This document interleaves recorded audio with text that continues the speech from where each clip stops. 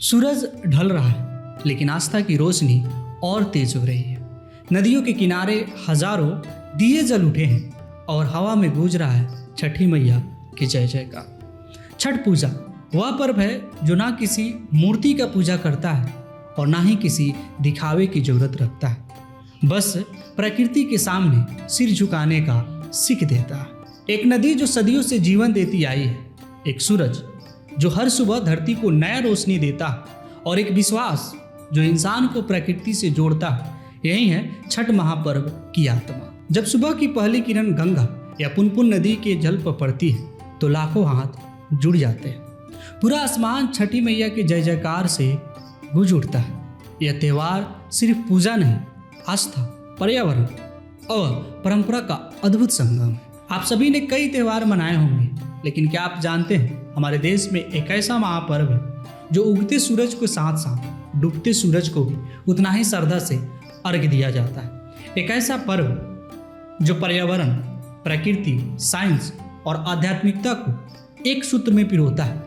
एक ऐसा पर्व जहां लोकगीत की धुनों से पूरा समाज एक साथ घाटों पर खड़ा होता है। जी हाँ, हम बात कर रहे हैं छठ पूजा की।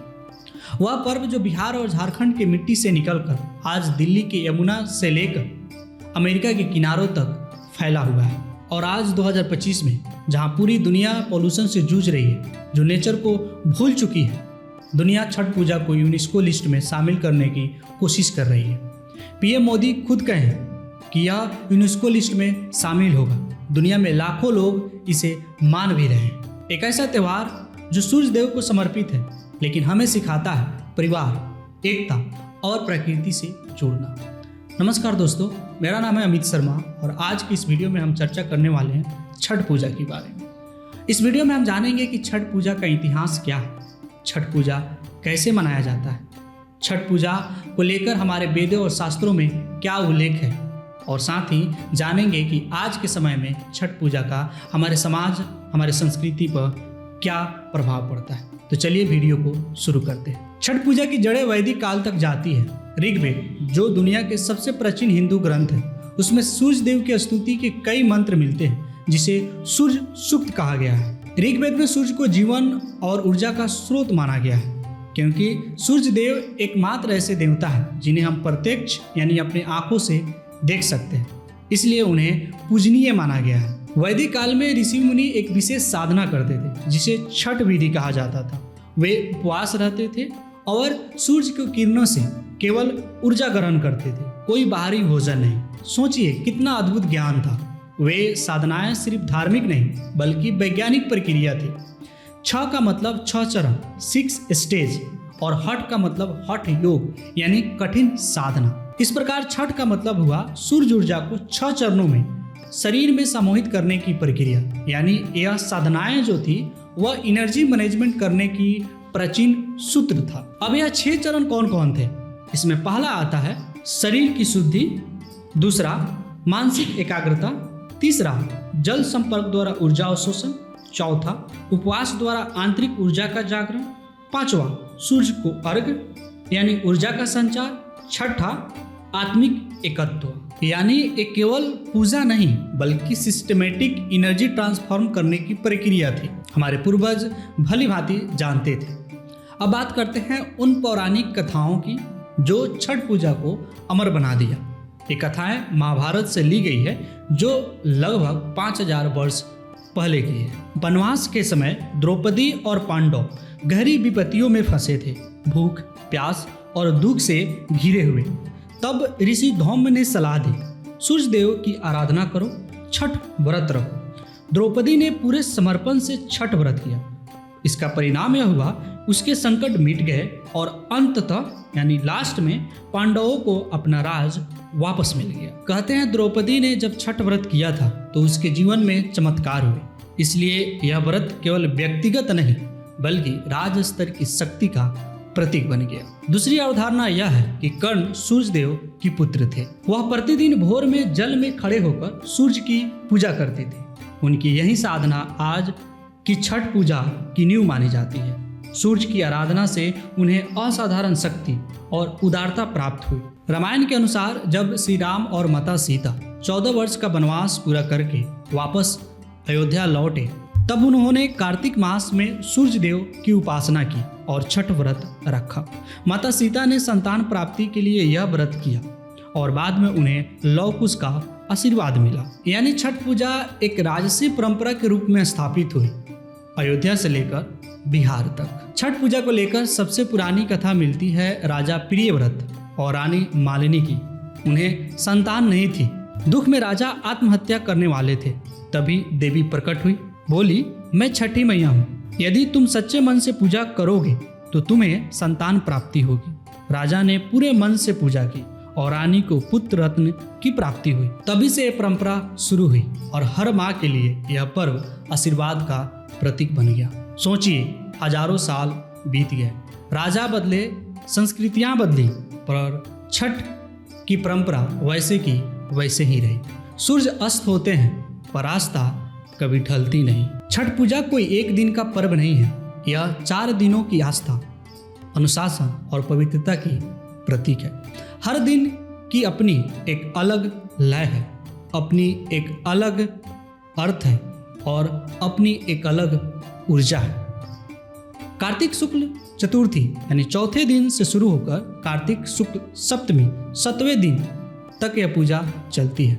मुख्य पूजा षष्ठी तिथि को होती है यानी दिवाली के छठे दिन। छठ पूजा साल में 2 बार मनाई जाती है। पहला कार्तिक छठ जो कार्तिक मास में पड़ता है और दीपावली के छठे दिन मनाई जाती है। यह मुख्य और सबसे बड़ा पर्व होता है। दूसरा चैत्र छठ जो चैत्र मास में मनाया जाता है। हालांकि चैत्र छठ का जो स्वरूप होता है वह छोटा होता है, लेकिन इसकी पवित्रता और विधि कार्तिक छठ के समान होती है। इन दोनों पर्वों में एक ही भावना होती है, सूर्य के प्रति कृतज्ञता और प्रकृति के प्रति अपना आभार व्यक्त करना। छठ पूजा की शुरुआत होती है नहा खाए से। इस दिन व्रती सुबह में नदी या तालाब में स्नान करती है। इसे शुद्धता का प्रतीक माना जाता है। इसके बाद वे केवल एक बार सादा और सात्विक भोजन ग्रहण करती है जो आमतौर पे कद्दू भात और चना दाल का होता है, जिसे शुद्ध घी में नए मिट्टी के बर्तन में बनाया जाता है। इस भोजन को बनाते समय साफ सफाई का सबसे ज़्यादा ध्यान दिया जाता है। इस भोजन में न तो नमक और ना ही लहसुन प्याज का उपयोग किया जाता है, क्योंकि छठ पूजा शुद्धता का ही सबसे बड़ी पूजा है। दूसरा दिन कहलाता है खरना, जिसका अर्थ होता है पवित्र भोजन से आत्मशुद्धि। इस दिन व्रती पूरे दिन का निर्जला उपवास रखती है। व्रती ना तो जल ना ही किसी प्रकार का भोजन ग्रहण करती है। शाम के समय गुड़ में खीर, रोटी और केला का प्रसाद बनाया जाता है। उस प्रसाद को व्रती सबसे पहले चंद्रदेव को अर्पित करती है। उसके बाद उस प्रसाद से अपना उस दिन का व्रत तोड़ती है। फिर उसके बाद प्रसाद को पूरे परिवार में बांटा जाता है। तीसरे दिन कहलाता है संध्या अर्घ। इस दिन व्रती डूबते हुए सूर्य को अर्घ देती है। इस दिन का वातावरण सबसे दिव्य और भव्य होता है। दिन भर प्रसाद और पूजा सामग्री जैसे ठेकुआ, फल, नारियल, गन्ना, सिंगिया, सुपारी आदि की तैयारी होती है। महिलाएं पारंपरिक श्रृंगार और साड़ी पहनती है। पुरुष भी साफ कपड़े पहनकर घाट या नदी के तट पर जाते हैं। सांझ के समय डूबते सूर्य को अर्घ दिया जाता है। सूप या टोकरी में प्रसाद, दिया और पानी लेकर भक्त नदी या तालाब के जल में खड़े रहते हैं। समूह में लोकगीत गाए जाते हैं। कभी कभी कोसी भरना भी किया जाता है, जिसमें गन्ने के मंडप के नीचे दीप जलाए जाते हैं। रात में घाटों पर जागरण, भजन कीर्तन, दीपदान और लोक नृत्य चलता है। यह रात सूर्य के प्रति कृतज्ञता और समाज के सामूहिक भाव को दर्शाता है। चौथा दिन कहलाता है उषा अर्घ, यानी उगते हुए सूर्य को अर्घ देना। इस दिन का दृश्य सबसे भावनात्मक और पवित्र होता है, जब उगते हुए सूर्य को अर्घ दिया जाता है। यह दिन नई आरंभ, नई ऊर्जा और नई उम्मीदों का प्रतीक है। अंतिम दिन सूर्योदय से पहले ही घाटों पर भीड़ इकट्ठा हो जाती है। व्रती और उनके परिवार जल में खड़े होकर उगते सूर्य को अर्घ देते हैं। सुख, समृद्धि, संतान और परिवार की भलाई की प्रार्थना करते हैं। अर्घ के बाद व्रती अपनी मनोकामना पूरी होने की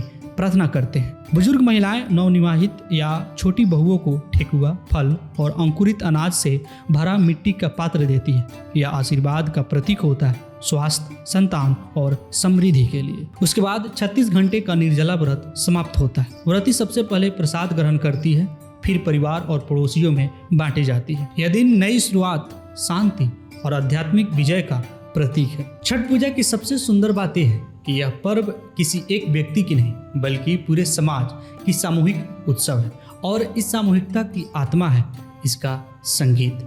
छठ पूजा गीतों के बिना अधूरी है। हर आंगन में, हर घाट पर औरतें मिट्टी के दीप जलाती हैं और सुरों में डूब जाती हैं। वो सुर जो ना किसी मंच पे लिखे गए हैं और ना ही किसी किताबों में लिखे गए हैं, बल्कि पीढ़ी दर पीढ़ी दिल से दिल तक चले आए हैं। छठ के दौरान हर व्यक्ति कलाकार बन जाता है।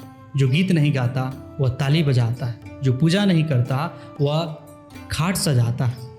यही तो छठ की खूबसूरती है, जहाँ आस्था और कला का संगम होता है। छठ पूजा के गीत 3 तरह के माने जाते हैं। पहला, भक्ति गीत जो सूर्य देव और छठी मैया को समर्पित होता है। दूसरा, परिवार और समाज से जुड़े गीत जिनमें घर की खुशी, बेटे की प्रार्थना और परिवार की सुख की प्रार्थना होती है। तीसरा, लोकगीत जो गांव की संस्कृति और मिट्टी की खुशबू को बयां करते हैं। इन तीनों गीतों में माँ की ममता, पत्नी की आस्था और प्रकृति के प्रति कृतज्ञता तीनों देखने को मिलती है।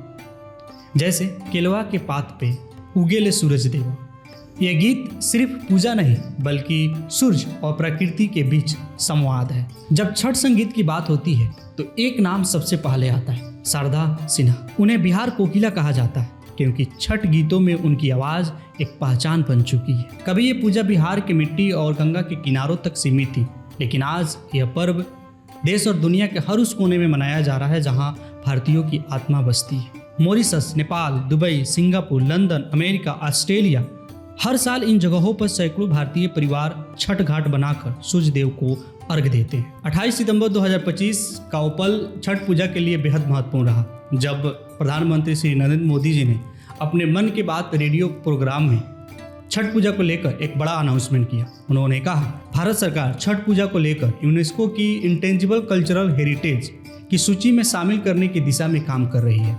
अगर यह पूजा या त्यौहार यूनेस्को के लिस्ट में शामिल हो जाती है तो पूरी दुनिया इस पर्व की भव्यता और दिव्यता की दर्शन करेगी। हर साल लाखों श्रद्धालु बिहार आते हैं छठ पूजा मनाने के लिए, लेकिन अगर छठ पूजा यूनेस्को लिस्ट में शामिल हो जाता है तो इससे देश विदेश के पर्यटक बिहार आएंगे, जिससे टूरिज्म सेक्टर से लेकर लोकल कारीगरों तक को बेहद फायदा होगा। छठ पूजा सिर्फ एक पर्व नहीं है बल्कि यह एक आर्थिक चमत्कार भी है। बिहार के लाखों लोगों के लिए यह रोजगार का स्रोत है और व्यापार का अवसर भी है। छठ पूजा के सबसे बड़े लाभार्थी होते हैं हमारे स्थानीय कारीगर। इनकी पूरे साल की कमाई इसी मौसम पे टिका होता है। इसमें आता है बांस शिल्पकार जो सूप बनाते हैं, दौरा बनाते हैं, वस्त्र कारीगर और मिट्टी के दिए बनाने वाले। आजकल हम अपने गाँव में या छठ पूजा जहाँ होता है वहाँ हम देखते हैं कि बहुत सारे जो छठ करने वाले जो परिवार होते हैं वो दौरा की जगह पे पीतल के बर्तन का उपयोग करते हैं।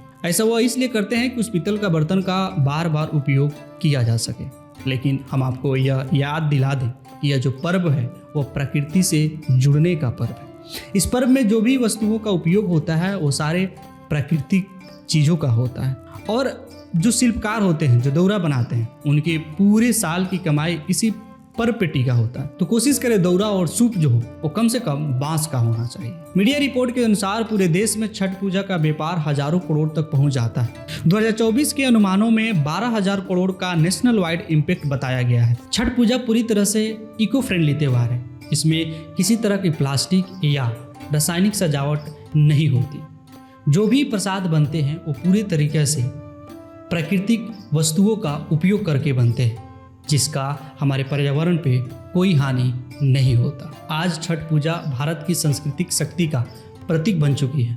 यह पर्व दुनिया में यह संदेश देता है कि भारतीय कहीं भी रहें, लेकिन उनकी अपनी संस्कृति से लगाव गहराई से जुड़ी रहती है। समय बदल गया है, लोगों के कपड़े बदल गए हैं, रीति रिवाज बदल गया है, यहाँ तक कि पूजा करने का तरीका बदल गया है, लेकिन छठ पूजा का भावना आज भी उतना ही पवित्र है जितना हजारों साल पहले थी। छठ हमें संदेश देता है शुद्धता महत्वपूर्ण है, यानी तन मन आत्मा सबको निर्मल रखो। कृतज्ञता ही शक्ति है, यानी जो मिला है उसके लिए धन्यवाद दो। समुदाय पवित्र है, यानी समाज और परिवार के साथ मिलकर ही शक्ति है। नारी ही दिव्यता की प्रतीक है, यानी छठ पूजा जो होता है उसमें नारी जो है उसको नेतृत्व करती है, यही इसकी सुंदरता है। प्रकृति शाश्वत है, यानी सूरज, जल, नदी, ये हमारे अस्तित्व के सेतु है। ये सिर्फ प्राचीन यज्ञ नहीं है, ये हमारे भविष्य का विजन है, जहाँ आज सारी दुनिया प्रदूषण, अलगाव और भौतिकता से जूझ रही है। छठ पूजा हमें वही संदेश देती है जिसकी आज मानवता को सबसे ज़्यादा जरूरी है। अब बारी आपकी है। अगर आप छठ से जुड़े हैं तो इसे अगले पीढ़ी तक पहुंचाने की आपकी जिम्मेवारी है। अगर आप नए हैं तो इसे अपनाइए, समझिए और महसूस कीजिए। छठ केवल बिहारियों की नहीं, यह मानवता का त्यौहार है। तो चाहे आप बिहार में हो, दिल्ली में हो, मुंबई में हो या अमेरिका में हो या कहीं और हो, संदेश एक ही है। छठ पूजा मनाइए पूरे मन से, पूरे भाव से, अपने असलियत के साथ, क्योंकि ये केवल पर्व नहीं है, यह याद दिलाने का तरीका है कि आप कौन हैं, क्या चाहते हैं और क्या दर्शाते हैं। सबसे पहले बात यह है कि श्रद्धा जरूरी नहीं, लेकिन सम्मान जरूर होना चाहिए। अगर गंगा ना हो तो तालाब या घर का पानी ही चलेगा। अगर शुद्ध घी ना हो तो भावना से बना हुआ प्रसाद ही काफी है। और हाँ, अगर आप स्ट्रिक्टली धार्मिक ना हो तो पर्यावरण और प्रकृति के संदेश को अपना लीजिए। यही है मूल बातें। ये छोटे छोटे नियम हमें छठ पूजा को मीनिंगफुल और रिस्पॉन्सिबल तरीके से सेलिब्रेट करने में मदद करता है। छठ पूजा 6000 वर्षों से है और अगले 6000 वर्षों तक रहेगी, क्योंकि यह परंपरा नहीं, यह सनातन सत्य है। अगर आपको यह वीडियो पसंद आया हो तो इस चैनल को सब्सक्राइब करिए, वीडियो को लाइक करिए और साथ ही साथ अपने दोस्तों, परिवारों और उन लोगों के पास जरूर भेजिए जो बाहर रह रहे हो, किसी वजह से छठ पूजा इस बार अपने गांव शहर में नहीं मना पाए हों। जय सूर्यदेव, जय छठी मैया, जय छठ पूजा।